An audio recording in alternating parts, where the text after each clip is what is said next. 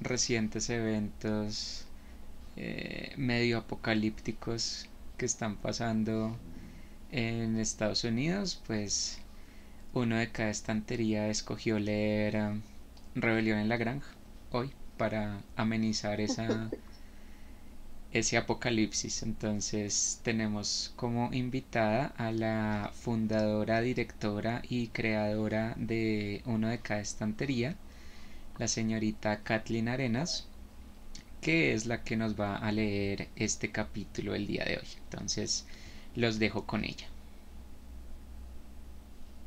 Muchas gracias, don también cofundador y cómplice de esta idea. Em, Gracias también por el espacio.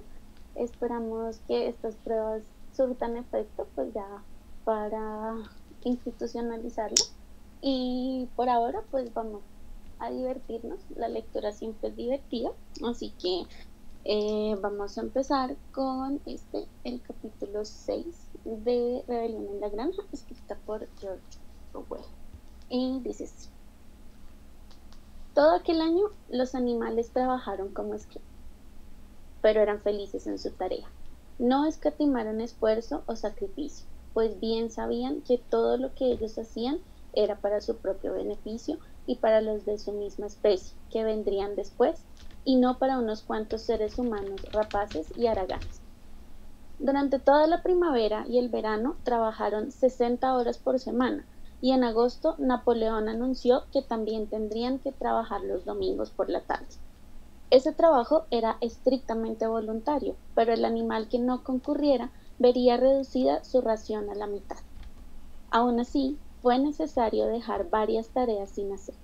La cosecha fue algo menos abundante que el año anterior y dos parcelas que debían haberse sembrado con nabos a principios del verano no lo fueron porque no se terminaron de arar a tiempo. Era fácil prever que el invierno siguiente sería duro. El molino de viento presentó dificultades inesperadas. Había una buena cantera de piedra caliza en la granja y se encontró bastante arena y cemento en una de las dependencias, de modo que tenían a mano todos los materiales necesarios para la construcción. Pero el problema que no pudieron resolver al principio los animales fue el de cómo partir la piedra en pedazos de tamaño apropiado. Aparentemente no había forma de hacerlo, excepto con picos y palancas de hierro que no podían usar, porque ningún animal estaba en condiciones de sostenerse sobre sus patas traseras. Después de varias semanas de esfuerzos inútiles, se le ocurrió a uno la idea adecuada, a saber, utilizar la fuerza de la gravedad. Inmensas piedras, demasiado grandes para usarlas tal y como estaban, se encontraban por todas partes en el fondo de la cantera.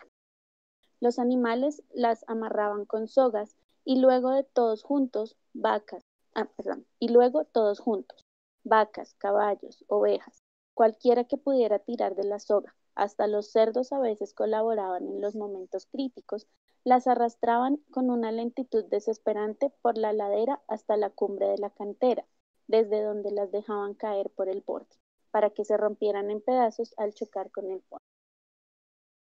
El trabajo de transportar la piedra una vez partida era relativamente sencillo. Los caballos llevaban los trozos en carretas, las ovejas las arrastraban una a una y hasta Muriel y Benjamín, tirando de un viejo sulky, hacían su parte. A fines del verano habían acumulado una buena provisión de piedra y fue entonces cuando se inició la construcción del molino bajo la supervisión de los cerdos. Era un proceso lento y laborioso. Frecuentemente les ocupaba un día entero de esfuerzo agotador arrastrar una sola piedra hasta la cumbre de la cantera y a veces, cuando la tiraban por el precipicio, no se rompía. No hubieran podido lograr nada sin Boxer, cuya fuerza parecía igualar a la de todos los demás animales juntos. Cuando la piedra empezaba a resbalar y los animales gritaban desesperados al verse arrastrados por la ladera hacia abajo, era siempre Boxer el que, tirando de la soga como un forzado, lograba detener la piedra.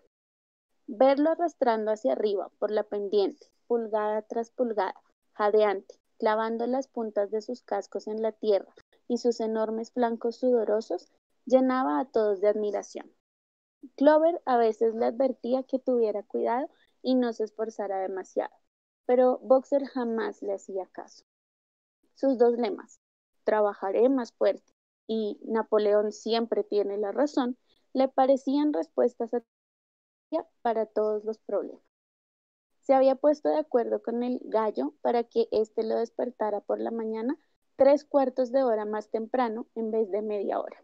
Y en sus ratos libres, de los cuales disponía de muy pocos en esos días, se iba a la cantera, juntaba un montón de pedazos de piedra y lo arrastraba por sí solo hasta el emplazamiento del molino.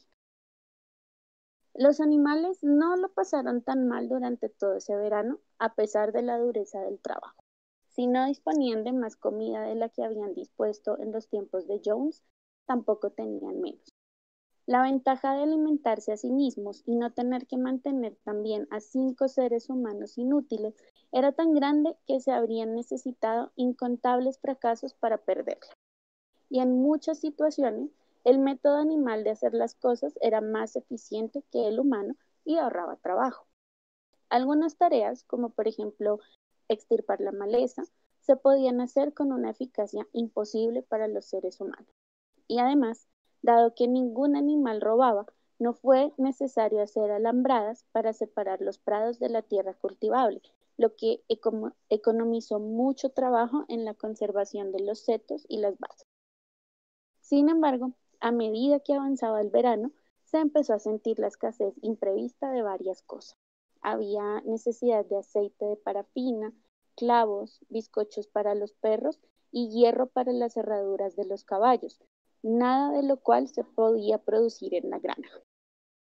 Más adelante también habría necesidad de semillas y abonos artificiales, además de diversas herramientas y, finalmente, lo más importante, la maquinaria para el molino de viento. Nadie podía imaginar cómo se iban a obtener todos estos artículos. Un domingo por la mañana, cuando los animales se reunieron para recibir órdenes, Napoleón anunció que había decidido adoptar un nuevo sistema. En adelante, Granja Animal iba a negociar con las granjas vecinas, y no, por supuesto, con algún propósito comercial, sino simplemente con el fin de obtener ciertos materiales que hacían falta con urgencia. Las necesidades del molino están por encima de todo lo demás, afirmó. En consecuencia, estaba tomando las medidas necesarias para vender una parte del heno y otra de la cosecha de trigo de ese año, y más adelante, si necesitaban más dinero, tendrían que obtenerlo mediante la venta de huevos, para los cuales siempre había mercado en Willingdon. Las gallinas, dijo Napoleón, debían recibir con agrado este sacrificio como aportación especial a la construcción del molino. Nuevamente, los animales se sintieron presos de una vaga inquietud. Nunca tener trato alguno con los humanos, nunca dedicarse a comerciar, nunca usar dinero. ¿No fueron esas las primeras resoluciones adoptadas en aquella reunión triunfal después de haberse expulsado a Jones? Todos los animales recordaron haber aprobado tales resoluciones, o por lo menos creían recordarlo. Los 4 jóvenes cerdos que habían protestado cuando Napoleón abolió las reuniones levantaron sus voces tímidamente, pero fueron silenciados de inmediato por el feroz gruñido de los perros. Entonces, como de costumbre, las ovejas irrumpieron con su 4 patas sí, 2 pies no, y su cantinela se impuso. Finalmente, Napoleón levantó la pata para imponer silencio y anunció que ya había decidido todos los convenios. No habría necesidad de que ninguno de los animales entrara en contacto con los seres humanos, lo que sería indeseable. Tenía la intención de tomar todo el peso de las decisiones sobre sus propios hombros. Un tal señor Whymper, un comisionista que vivía en Willingdon, había accedido a actuar de intermediario entre Granja Animal y el mundo exterior, y visitaría la granja todos los lunes por la mañana para recibir instrucciones. Napoleón finalizó su discurso con su grito acostumbrado de ¡Viva la granja animal! Y después de cantar Bestias de Inglaterra, despidió a los animales. Luego, Squealer dio una vuelta por la granja y les tranquilizó. Les aseguró que la resolución prohibiendo comerciar y usar dinero nunca había sido aprobada ni siquiera sugerida. Era pura imaginación, probablemente atribuible a las mentiras difundidas por Snowball. Algunos animales aún tenían ciertas dudas, pero Squealer les preguntó astutamente: ¿están seguros de que eso no es algo que han soñado, camaradas? ¿Tienen constancia de tal resolución? ¿Está anotado en alguna parte? Y puesto que era cierto que nada de eso constaba por escrito, los animales quedaron convencidos de que estaban equivocados. Todos los lunes el señor Whymper visitaba la granja tal como se había convenido. Era un hombre bajito, astuto, de patillas anchas, un comisionista al por menor, pero lo suficientemente listo para darse cuenta antes que cualquier otro de que Granja Animal iba a necesitar un agente y que las comisiones valdrían la pena. Los animales observaban su ir y venir con cierto temor y lo eludían en todo lo posible. Sin embargo, la visión de Napoleón sobre sus cuatro patas, dándole órdenes a Whymper, que se tenía sobre sus dos pies, despertó su orgullo y los reconcilió en parte con la nueva situación. Sus relaciones con la raza humana no eran como habían sido antes. Los seres humanos, por su parte, no odiaban menos a Granja Animal, ahora que estaba prosperando. Al contrario, la odiaban más que nunca. Cada ser humano tenía por seguro que, tarde o temprano, la granja iba a declararse en quiebra y, sobre todo, que el molino de viento sería un fracaso. Se reunían en las tabernas y se demostraban los unos a los otros, por medio de diagramas, que el molino estaba destinado a caerse o, si se mantenía en pie, que jamás funcionaría. Y sin embargo, contra sus deseos, llegaron a tener cierto respeto por la eficacia con que los animales estaban administrando sus propios asuntos. Uno de los síntomas de esto fue que empezaron a llamar a Granja Animal por su verdadero nombre y dejaron de pretender que se llamara Granja Manor. También desistieron de apoyar a Jones, el cual había perdido las esperanzas de recuperar su granja y se fue a vivir a otro lugar del país. Exceptuando a Whymper, aún no existía contacto alguno entre Granja Animal y el mundo exterior, pero circulaban constantes rumores de que Napoleón iba a celebrar definitivamente un convenio comercial con el señor Pilkington de Foxwood o con el señor Frederick de Pinchfield, pero nunca se hacía constar con los dos simultáneamente. Fue más o menos en esa época cuando los cerdos, repentinamente, se mudaron a la casa de la granja y establecieron allí su residencia. De nuevo, los animales creyeron recordar que en los primeros tiempos se había aprobado una resolución en contra de tal medida. Y de nuevo, Squealer hubo de convencerlos de que no era así. Resultaba absolutamente necesario, dijo él, que los cerdos, que eran el cerebro de la granja, dispusieran de un lugar tranquilo para trabajar. También era más apropiado para la dignidad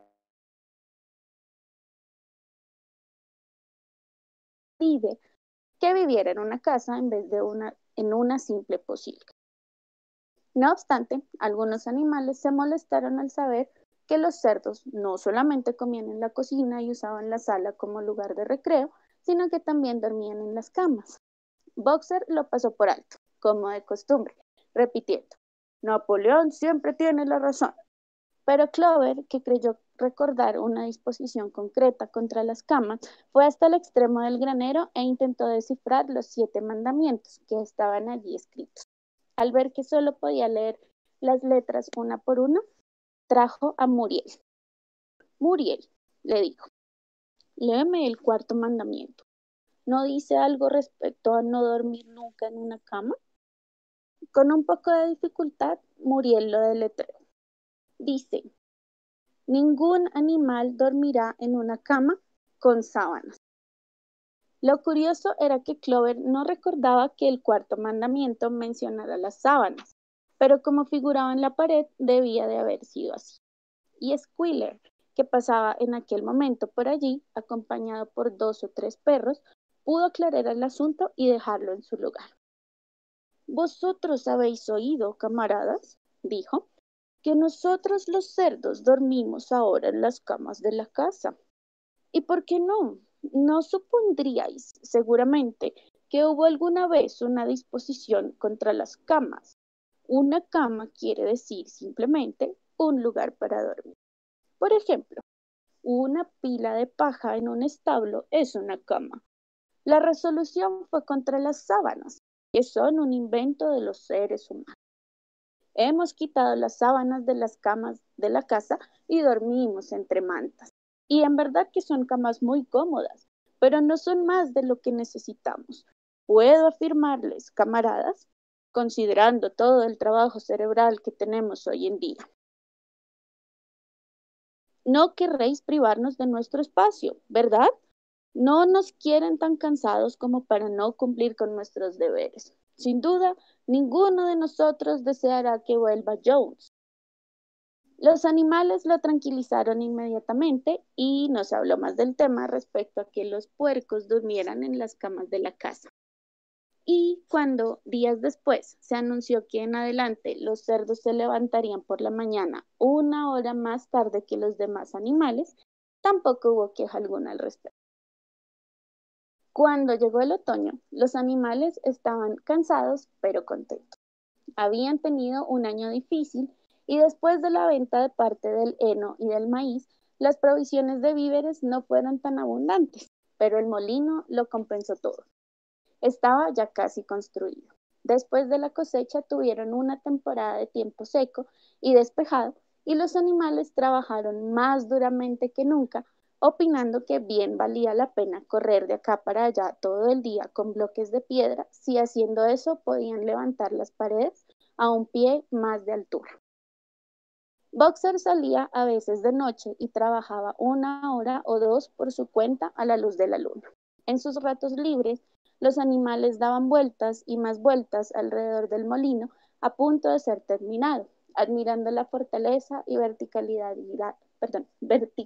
de sus paredes y maravillándose de que ellos alguna vez hubieran podido construir algo tan imponente. Únicamente el viejo Benjamín se negaba a entusiasmarse con el molino, aunque, como de costumbre, insistía en su enigmática afirmación de que los burros vivían mucho tiempo. Llegó noviembre con sus furiosos vientos del sudoeste. Tuvieron que parar la construcción porque había demasiada humedad para mezclar el cemento y vino una noche en la que el ventarrón fue tan violento que los edificios de la granja temblaron sobre sus cimientos y varias tejas fueron arrancadas de la cubierta del granero.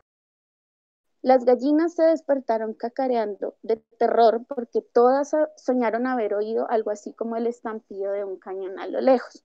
Por la mañana los animales salieron de sus cuadras y se encontraron con el mástil derribado y un olmo que estaba al pie de la huerta arrancado de cuajo. Apenas habían visto esto cuando un grito de desesperación brotó de sus gargantas. Un cuadro terrible se ofrecía a su vista. El molino estaba en ruinas. Todos a una se abalanzaron hacia el lugar. Napoleón, que rara vez se apresuraba al caminar, corría a la cabeza de todos ellos. Sí, allí yacía el fruto de todos sus esfuerzos, demolido hasta los cimientos. Las piedras que habían roto y trasladado tan empeñadamente estaban desparramadas por todas partes. Incapaces al principio de articular palabra, no hacían más que mirar tristemente los cascotes caídos en desorden. Napoleón andaba de un lado a otro en silencio, olfateando el suelo de vez en cuando. Su cola se había puesto rígida y se movía nerviosamente a derecha e izquierda, señal de su intensa actividad mental. Repentinamente se paró como si hubiera visto claro el origen de aquel desastre. Camaradas, dijo con voz tranquila, ¿saben quién es el responsable de todo esto?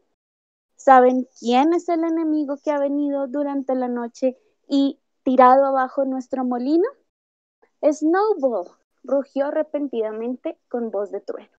Snowball ha hecho esto, por pura maldad, creyendo que iba a arruinar nuestros planes y vengarse por ignominiosa expulsión.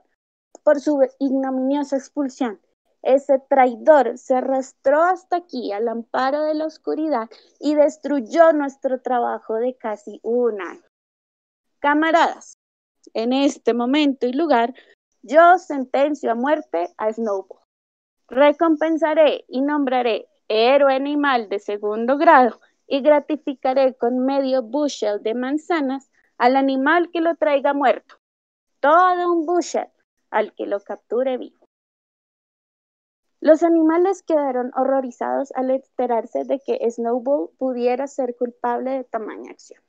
Hubo un grito de indignación y todos comenzaron a idear la manera de atrapar a Snowball si alguna vez lo encontraban. Casi inmediatamente se descubrieron las pisadas de un puerco en la hierba, a poca distancia de la loma. Las huellas pudieron seguirse algunos metros, pero parecían llevar hacia un agujero en el seto. Napoleón las olió bien y declaró que eran de Snowball. Opinó que Snowball probablemente había llegado procedente de la granja Foxwood. No hay tiempo que perder, camaradas, gritó Napoleón una vez examinadas las huellas. Hay mucho trabajo que realizar. Esta misma mañana comenzaremos a rehacer el molino y lo reconstruiremos durante todo el invierno. Haga lluvia o buen tiempo. Le enseñaremos a ese miserable traidor que él no puede deshacer nuestro trabajo tan fácilmente. Recuerden, camaradas, no debe haber ninguna alteración en nuestros planes que serán llevados a cabo sea como sea. Adelante, camaradas. ¡Viva el molino de viento! ¡Viva la granja! Y así termina este capítulo de Rebelión en la Granja. No sé qué tengan que decir, a qué les suena, qué les parece, qué podemos concluir de esta pequeña lectura. Bueno, pues muchas gracias por esa interesante lectura y pues dado que surgió el tema de leer esto por lo que estaba pasando, pues quería preguntarte qué relación puedes encontrar entre lo que estaba pasando en la granja en ese momento y pues lo que está pasando hoy. ¿Qué relación? No, pues mucho. Digamos que yo creo que, bueno, este libro creo que es relevante en muchas épocas, es relevante hoy. Bueno, más que todo como por el manejo del discurso, ¿no? Y más ahorita como en esta época en la que tenemos como 1000 canales de información, está todo como rodando y además es inmediato. Entonces sí creo que es relevante para hoy porque pues a pesar de que fue escrito hace mucho tiempo, pues la situación no varía, ¿no? Y vemos también como el manejo del discurso, que a pesar de que pues acá en el libro es un discurso directo, pues en esta época también se puede equiparar. Así tengamos como muchos canales, yo siento que la información pues sigue siendo sesgada y pues el discurso se puede manejar dependiendo de los intereses de quien lo haga. Sí, de acuerdo. Creo que el capítulo específicamente tiene varias conexiones. Tenemos pues lo que tú mencionabas del manejo del discurso.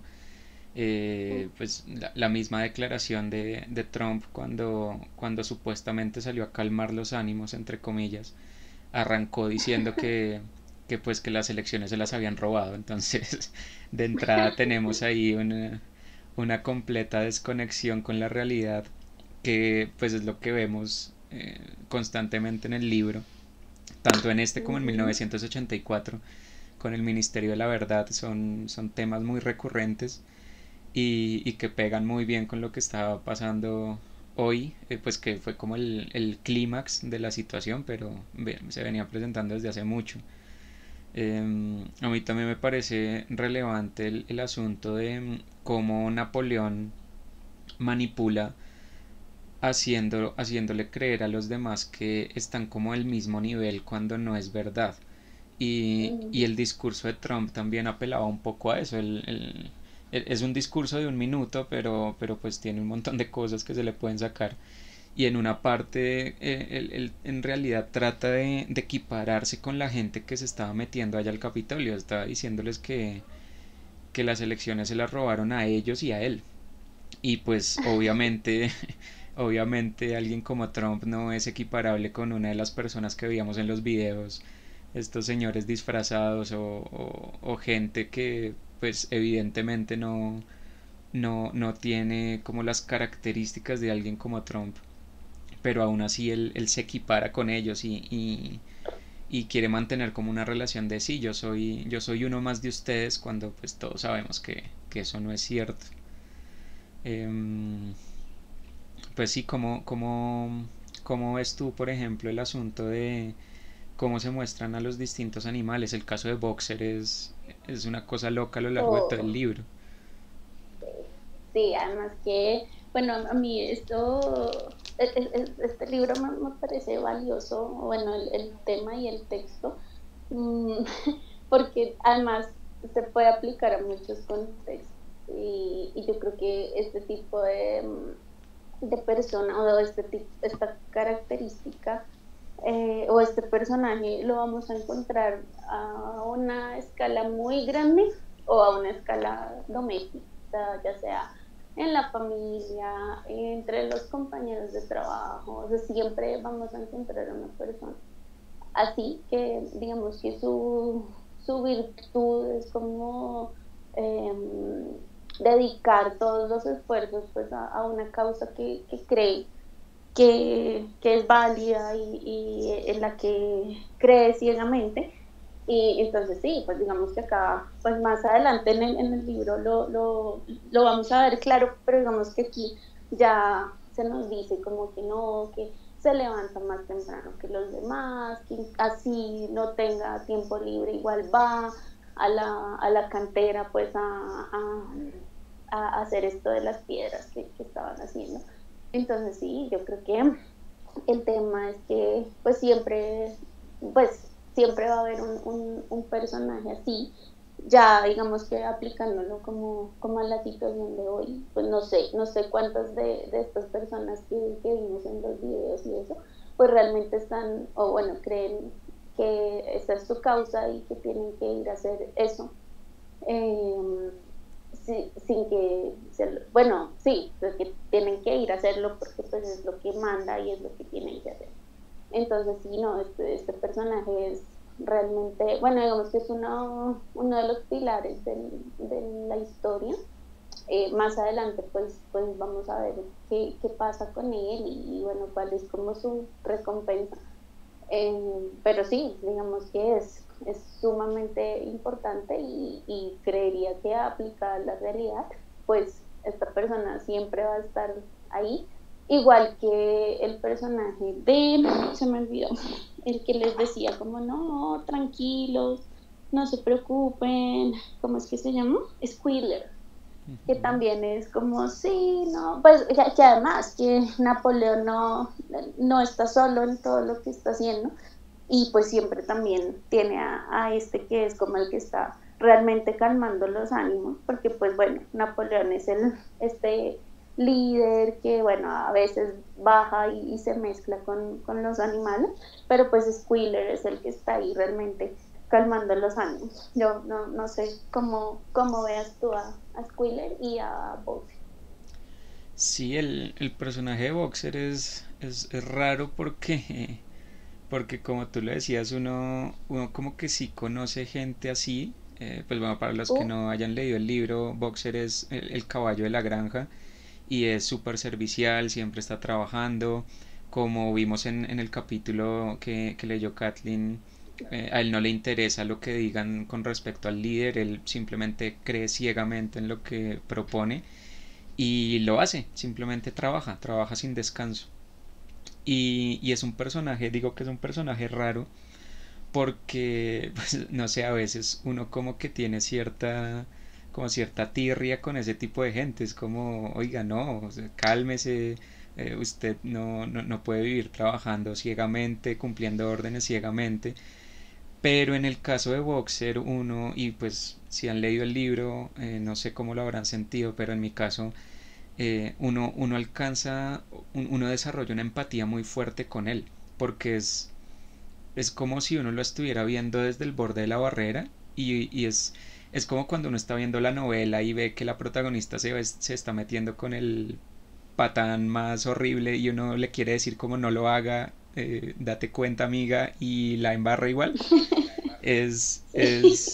Es duro ver como el desarrollo de ese personaje y a pesar de sus características que uno en la vida real como que diría, "No, yo como que me mantendría alejado de alguien así", pues Boxer lo representan de una manera como muy noble, como muy...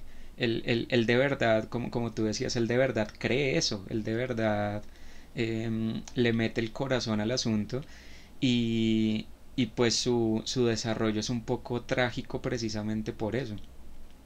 Y como decía, sí, uno, pues bueno, no sé si lo hayan visto en los videos, en las transmisiones que estaban haciendo de la toma del Capitolio el día de hoy, pues veíamos que había mucha gente con banderas libertarianas, con banderas de este tipo de Ujú. movimientos, que lo que apelan es a eso, a usted tiene que trabajar, usted tiene que hacer las cosas, tiene que salir adelante, nadie va a venir a regalarle nada, hay Mm. que Ay, no. desarrollar políticas que le permitan a la gente pues trabajar muy duro y esforzarse mucho y de esa manera salir adelante.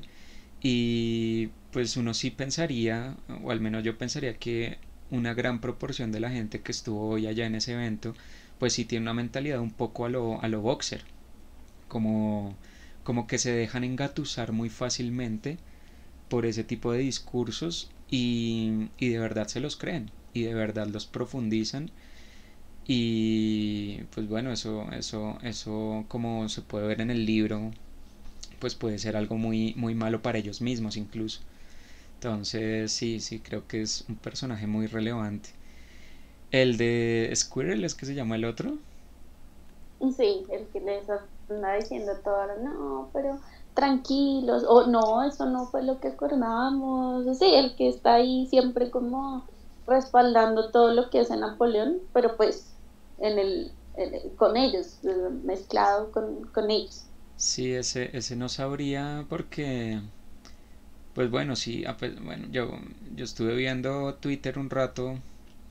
Mac que anda por ahí sabe que a mí no me gusta meterme por allá porque es un nido de cosas malas, pero estoy chismoseando a ver qué se decía y pues sí había, aunque la mayoría de comentarios y de información era en contra de lo que ha pasado, había uno que otro que sí decía como no, eso no es tan grave o no es tan diferente de lo que hacen otro tipo de grupos o no es tan diferente de lo que pasó por ejemplo en el movimiento de ocupar Wall Street o no fue muy diferente, bueno, haciendo comparaciones súper traídas de los cabellos y pero eran muy pocos y eran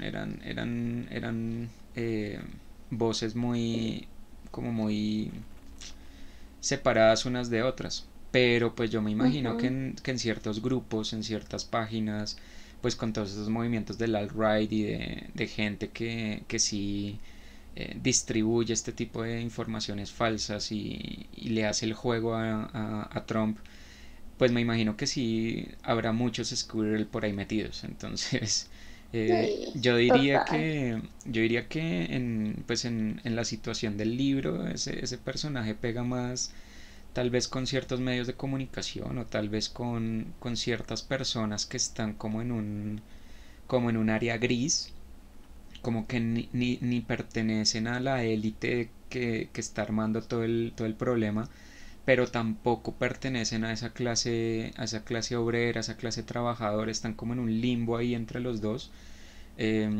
Podría ser de pronto tal vez una clase media un poco ahí medio rara, pero que está sirviendo a los intereses pues de la élite. Entonces, Mm. no estoy seguro de si en este tipo de movimientos los haya. Probablemente sí, porque pues seguramente hay mucha gente interesada en eso. Pero puntualmente yo creería que sí le pega más como a los medios de comunicación, aunque en el caso de Estados Unidos, si mal no estoy, hasta los medios más radicales tipo Fox News, pues como que no le estaban Ujú. haciendo el juego, entonces sí, no sé. Sí, eso, pues no, yo sí, sí diría que sí, este personaje también, bueno, de esta personaje o una variación, sí, claro, tienen que estar metidos como en situaciones de estas. Lo que pasa es que, bueno, nosotros solo vemos como además, como país extranjero y todo, o sea, no me imagino qué estará pasando internamente, pero sí, claro, a nosotros nos llega pues lo que se está difundiendo en redes y seguramente lo que se hablará de aquí en adelante, pero sí, digamos que a mí me parece que este personaje, o una variación o muchas variaciones, pues sí, están presentes en situaciones como esta y pues simplemente como que hacen las cosas y pues ya después se sientan a ver cómo el mundo arde, ¿no? Bueno, pues no sé si te parece dejar por aquí, Sí. ya en nuestra segunda prueba de lectura. Pues nada, muchas gracias por habernos leído este capítulo, muchas gracias por habernos acompañado. Sí. Esperamos que podamos seguir haciendo estas actividades Ujú. y pues nada, eso les contamos desde uno de cada estantería. Recuerden que pueden buscar a uno de cada estantería en redes sociales, en Facebook, en Twitter, en YouTube, el canal de YouTube, en Instagram y pues cualquier información que requieran pues nos la pueden hacer llegar por el chat o recomendaciones o lecturas que quieran que hagamos o cualquier cosa que se les ocurra. Muchas gracias por vernos y pues hasta luego. Hasta luego, muchas gracias. Chao, chao.